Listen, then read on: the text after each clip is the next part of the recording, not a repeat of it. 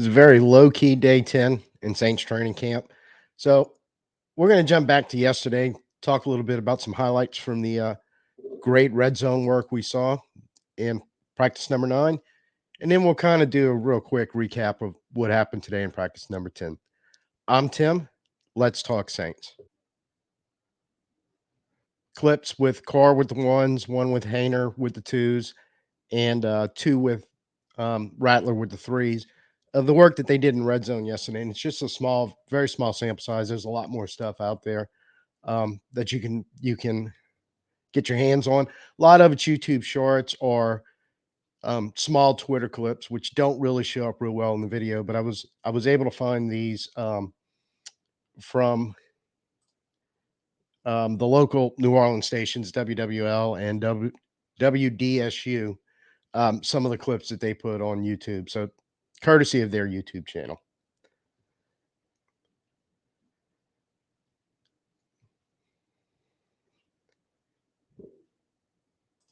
And that was first one is kind of showing. Now, remember yesterday they talked about Carr having a running touchdown on a naked bootleg, and Dennis Allen afterwards saying, "Well, yeah, well that was part of the read." So in that situation, when we get in the red zone, we want to make sure we're playing an 11 on 11.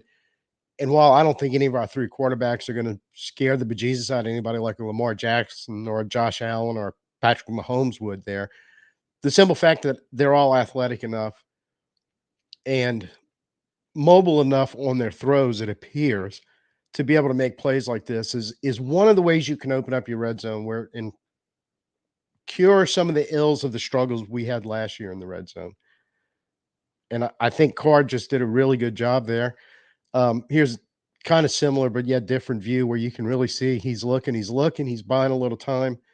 And then I wish I could see the whole play of Holker, but it looks like Holker just found a little soft spot in the zone right at the pylon and gave Derek a pretty easy pitch and catch.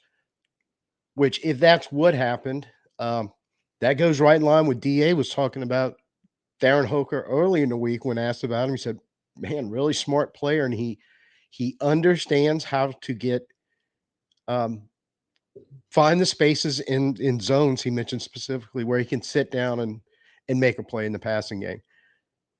So I kind of like that little. If you want to call it mobile, it's mobile. It's not the elite mobile. Because I don't think any of our quarterbacks would ever scare the defense enough to think they're going to carry the ball 7 times on scrambles and run for over 100 yards like the true mobile quarterbacks do in the NFL. But I think they're all plenty athletic enough in short yardage or especially red zone to cause the defense major concerns. A lot like the guy running the full version of this offense in Frisco, Brock Purdy. And the other one was a Carter Moreau, kind of very easy pitch and catch. And we're going to back that up one time because it's so quick you might have missed it. But one of the things he did on that, and again, it looks like our tight end did a good job of just finding the hole in the defense, sitting down, finding space, and Carr picked him up. But right at the beginning of that, just like he did on the previous play to Moreau, you saw Carr kind of look to his right. So whether it's a look off because he knows he's going right to the middle of the field right there to Moreau, or if it's just part of the progression. Either way, that's what you want to see out of red zone quarterbacks. That's kind of the stuff you have to do down here. You can't predetermine your target. Um, well, not on every play. Sometimes I guess you do. But and then putting balls, part of it is putting balls where only your guy can get to it, or your guy putting himself in a position where only he can get to it when you throw him the ball. So and of course, finding a wide open spot in the zone like that and being a fairly big target like a tight end and sitting in it helps your red zone offense out a whole lot also. Now this one happens pretty quickly, and I only really have one clip of it. But it's Haener to Olave, and it's a beautiful pass that he drops in on Olave right in the back of the end zone, and Olave has to do a little double toe tap to get his feet down. Um, from what I read at people in attendance, it was a very quick out and up, which it would have to be a very quick out and up in red zone means it's at least inside the 20. So at the bare minimum, the amount of yardage they have to work with is 30 yards. And the play looks like the ball was lined up a lot closer to the goal line than the 20. But it was a real good job of running a route and a really good job of dropping the ball in where literally only Olave could catch it. There was no way it would ever have been a turnover or anything like that. Either he gets his feet down or he doesn't. And I tried to stop it. Just can't quite make it. But a split second before that, right when the ball's hitting his hands, the left foot's down, the right foot's down at the same time. It's a beautiful, beautiful pitch and catch. This one from the angle where Olave is coming towards the camera, I saw several tweets and retweets of um, that portion of the catch, and you can really see where, yeah, Olave does a great job, but you also really see where that ball was dropped so far into the bucket. Literally, the defender had zero chance to do anything on that play except maybe interfere to break it up. Now, Spencer Rattler had two very nice throws into tight end Michael Jacobson, number 86. And if you've seen any of the highlights, even kind of going back to OTAs, see Jacobson being pretty decent in the passing game, catching balls. He's a big guy. I think he's listed about 6'6", 6'7". He's a rather large target. I kind of have noticed that since he's running with Haener and Rattler with the twos and threes, because they're all kind of in that area with who they're running with. He seems to be pretty much a favorite target of both of them, which I understand because he's a big one, and it looks like he has a pretty decent pair of hands.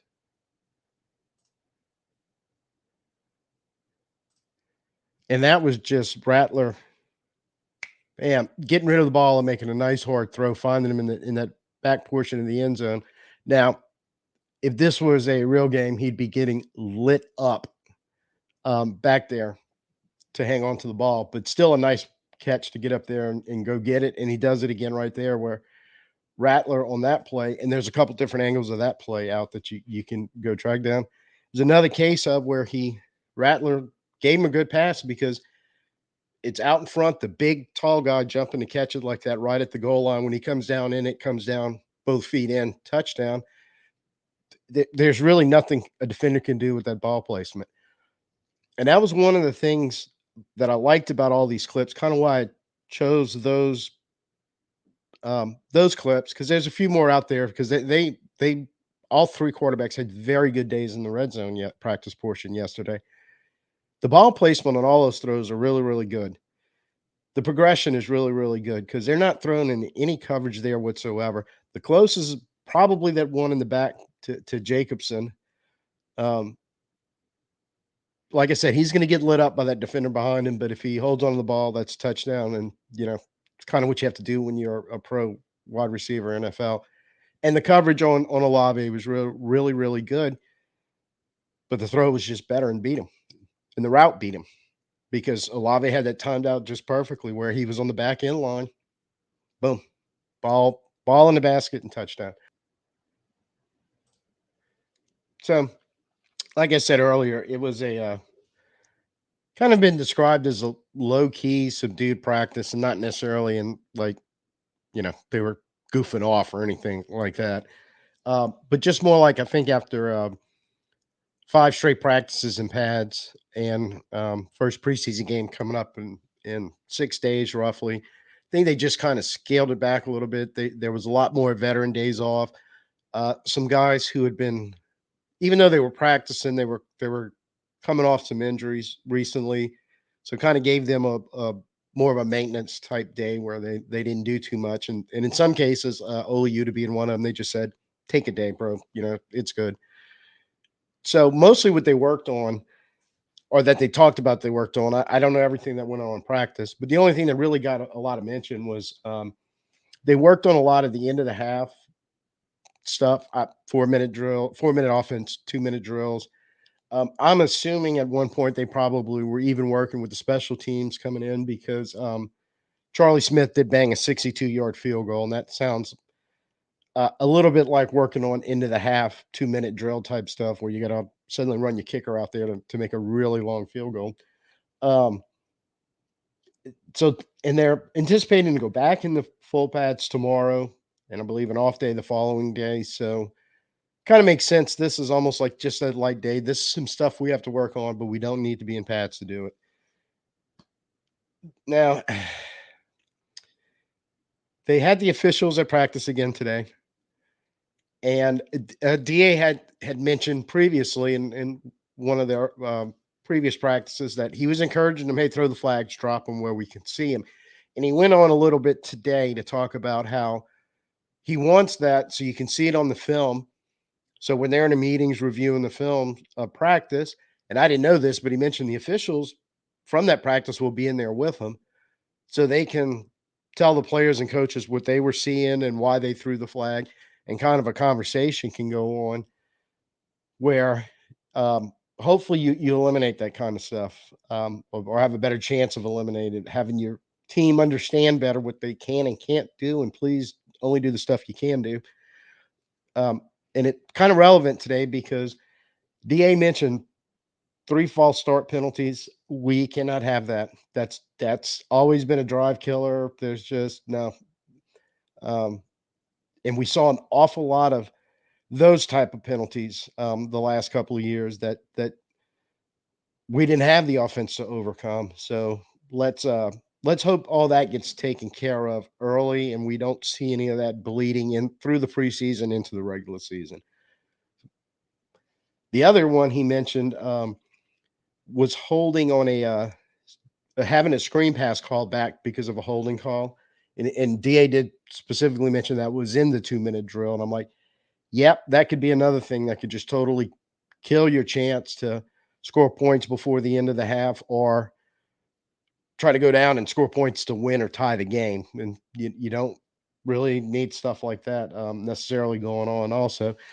And I think that was probably on Derek Carr because if talk a little bit about plays and players of the day. There was some stuff worthy of mention that was kind of exciting.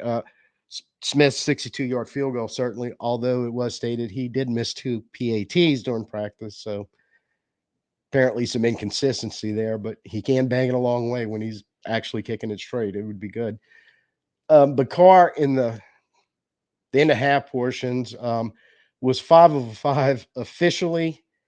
Technically 6 of 6 because, play being called back on a penalty. I'm assuming that was the screen pass that DA was talking about that had the holding call on it. But that's where the play of the day came from because 30-plus yard completion to, guess who? Mason Tipton. Seems like you can't go a day without talking about that guy. So, think he's still turning heads in training camp for sure. It put the ball on the 1-yard line, and somebody mentioned on Twitter that was fairly close to where that happened. Said I think he might have actually been in the end zone and not out at the 1, but it didn't matter. It was out at the 1. I believe they scored on the next play. So, but that's the big play, the big throw and catch. You need a lot of times in those situations, and Carr found Tipton by all accounts hit him with a beautiful pass. So that's good. Want to see more and more of that. Um, Injury report. It's pretty much not changed from yesterday, but DA actually did talk about it a little bit in his post game, which might have been the most important thing he talked about in his post game because now he's still like, look, I'm not getting into timetables and who has what and how serious it is or anything like that. But he did kind of talk about levels and significance of injury and who has them, I guess, because um, Demario Davis specifically was asked about, and DA said, "Look, that's more precautionary. Um, if this were the regular season, he would likely be practicing and getting ready for a game this weekend." But he said, "There's no real reason to do that with Demario right now, especially Demario because he's Demario. I mean, he's he pretty much knows what's going on with that defense. It's not like he's got to be out there learning extra stuff or getting up to speed like a lot of the players around him, especially in the linebacking core, because really only he and Pete Werner are coming back. more on Pete in a second. So it's DA's basically saying, look, it's better for him to just be fully recovered than us to worry about if he needs to be on the field right now and practicing. But if it was for real time, if we're in somewhere between week 1 and 17 and this same thing would have popped up, he'd probably be practicing somewhat and he'd probably be looking to play on the weekend.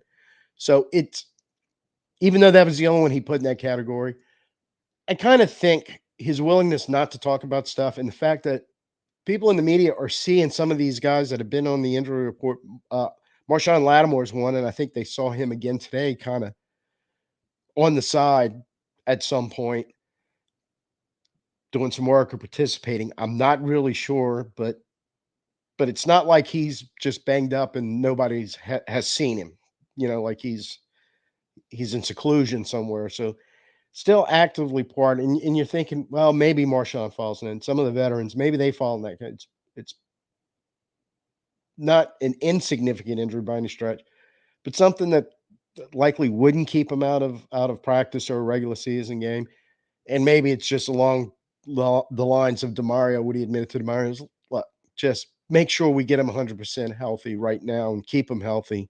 When we'll worry about kind of the stuff they need to get on the field and do. Because the opposite of that, he said, was the real problem with the injuries is when young players who badly need reps because they're trying to earn spots, whether it's a starting spot or a spot on the 53 man, get, he said soft tissue injuries get thrown so far behind they can't catch up and it hurts them in the long run. And somebody asked him, well, would that apply to a player like Nick Saldivari? And he candidly answered, yeah, that would be one where, yeah, he needs to get healthy and get on the field and get his reps and do all the work, but we just can't get him on the field at this point. So I've been just upset at the growing injury report, but then again, maybe there's some of those guys that we're like, man, really hope they get back, really hope they get back. We need them on the field. We may not actually need them depending on who they are and the severity of their injury and everything else. Need them on the field right now. So grain of salt with all that. Brian Brzee being one, he's been back. He post game interview, they asked him, he said, yeah, basically 100%. So the little foot thing he missed a few days on, probably no big deal to anyone. Uh, Specifically, he did talk about Paulson Debo tried to go today with groin tightness, but had to leave. So we'll see what happens there. But Pete Warner, Peyton Turner, and Nathan Shepard did get added to the pretty much the list we had already. Um, Warner with a shoulder and Turner and Shepard both with toe injuries. So there you have it. That's kind of the subdued report for the Week 10 injury player and players of the day. So I expect they're back in pads tomorrow, and with the day off behind it, they'll probably ramp up intensity again. And maybe some of these guys we were talking about on the injury list, they might sit with the off day coming afterward. And maybe we'll see them after that, or who knows exactly, because DA is playing that whole injury thing real close to the vest. So that's all we got for today. Do me a favor, it's your first time here. Please go ahead, hit the subscribe, hit the notifications, especially during training camp. We try to come out daily with whatever information that's relevant that pops out and talk about it somewhat. Leave us comments. Let us know what you think. Let us know what you think's going on. And until I see you next time, I'm Tim. Peace out. Who dat?